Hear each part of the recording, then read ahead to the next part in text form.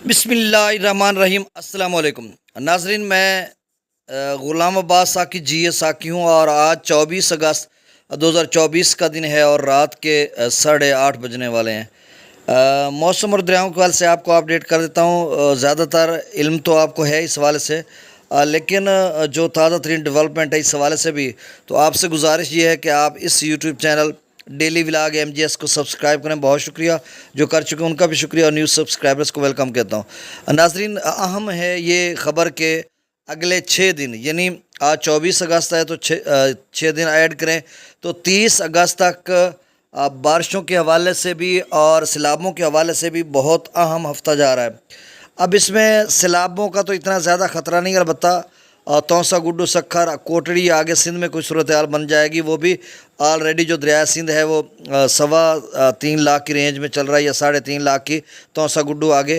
तो उसमें मज़ीद पानी जो टोरेंशियल फ़्लो है या नदी नालों का, डिजिखां का, हिल्स टोरेंट्स का, उसका पानी अगर जाएगा तो फिर वहाँ पे सूरत हाल बनेगी। बाकी दरिया फ़िलहाल नॉर्मल बह रहे हैं, कहीं भी कोई सैलाबी सूरत हाल नहीं।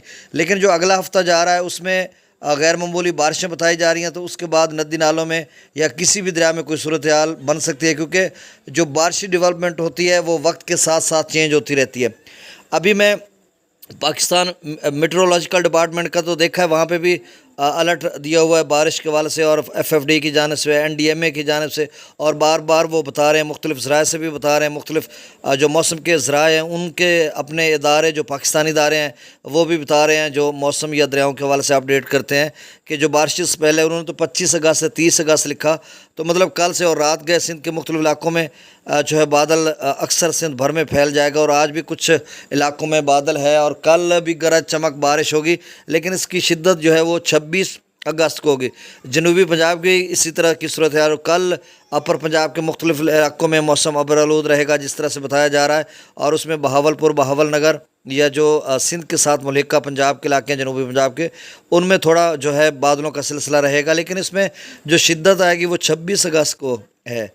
अब एक और जो सिलसिला जो IMD इंडिया मेट्रोलॉजिकल डिपार्टमेंट की स्टोरी में ये है कि जो लो प्रेशर है वो जनूब मशरकी उत्तर प्रदेश में, जनूब मशरकी मध्य प्रदेश, राजस्थान, गुजरात वगैरह में है, और वो आगे बढ़ा है। इसके अलावा शुमाली बंगाल में अगले 48 घंटों में, और जो राजस्थान में आएगा तो ज़ाहिर सी बात है सिंध और बलूचिस्तान में या फिर जनूबी पंजाब में वही असर करेगा। और फिर हिमाचल प्रदेश की भी बात की गई है, जो अगले हफ्ता पूरा जा रहा है उसमें बारिश हो सकती है, लेकिन कोई इस तरह की बारिश उन्होंने नहीं बताई जिससे हम कहें रेड अलर्ट या ऑरेंज अलर्ट। अलबत्ता हिमाचल प्रदेश की उन्होंने बात की है, जम्मू कश्मीर की, भारतीय पंजाब की भी बात की है, चंडीगढ़ वगैरह इन इलाकों में बारिश होगी। वही जो सिलसिला है अब वो फैलेगा, मतलब राजस्थान में भी फैलेगा, भारतीय पंजाब में भी, हिमाचल प्रदेश में भी, फिर उसके बाद पाकिस्तान की दूध में दाखिल होगा और यहाँ पे भी बारिश बरसाएगा।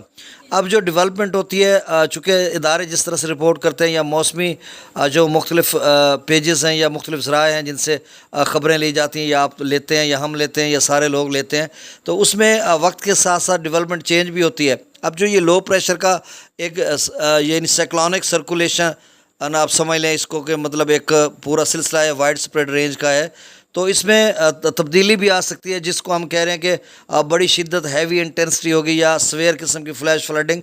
तो इसमें वक्त के साथ मज़ीद शिद्दत भी आ सकती है, कमी भी हो सकती है, डेवलपमेंट का रुख भी चेंज हो सकता है। तो ये साथ साथ होता है। फिर ये बंदा कोई ना कहे कि कोई इस तरह की बात जो हरफ आखिर नहीं होती, लेकिन अमूमन जो है 90% सच होती है। जब उन्होंने कहा कि जनूबी पंजाब में गैर मामूली बारिश होगी, गुज़श्ता दिनों की बात है, तो वो ऐसा ही हुआ। तो इस तरह के भी अभी भी उसी तरह की बात की जा रही है। तो बहरहाल आपने इस हवाले से इंतज़ाम मुकम्मल करने हैं, क्योंकि जो गैर मामूली बारिशों के पेश नज़र हालात पैदा होते हैं, उसमें अगर आप अर्बन एरिया में रहते हैं, शहरी इलाकों में रहते हैं, तो अपनी गली नाली, निकासी आब वगैरह का इंतज़ाम करना, अपनी छतों का उसमें जो प्रनाले होते हैं या जो निकासी आब छत का पानी होता है वो खड़ा हो जाता है, उसमें बड़े मसाइल पैदा होते हैं। और ये तूफ़ानी बारिशें, इसमें थोड़ा तूफ़ान की भी सूरत हाल होगी जिस तरह से बताया जा रहा है। फिर अगर आप देहाती इलाकों में रहते हैं तो आपकी निकासी आपका मसला है, या कोई कच्चे घरौंदे हैं तो उसको या ऊपर लिपाई करनी है, या मतलब जो भी आपके मामलात हैं, फसल है, कपास की चुनाई करनी है, तिल्ली वगैरह की फसल है, उसको थ्रेश वगैरह कराना है, हार्वेस्ट करवाना है, कटवाना है, बांधना है, खड़े करना है, ये जो भी मामलात हैं, तो आप इस बारिश के हवाले से, चूँकि अगला जो हफ़्ता है वो बहुत अहम है, तो आपने हिफाजती इक़दामात करने हैं। बाकी सूरत हाल जो है वो सैलाब की बनेगी, सिंध में बनेगी या फिर तौसा गुड्डू से आगे। अब दरियाओं का डाटा शेयर कर देता हूँ। दरिया सतलुज में गंडा सिंगवाल पर 1014, सुलेमान की पर 8985 और इस्लाम पर 5028 क्यूसेक।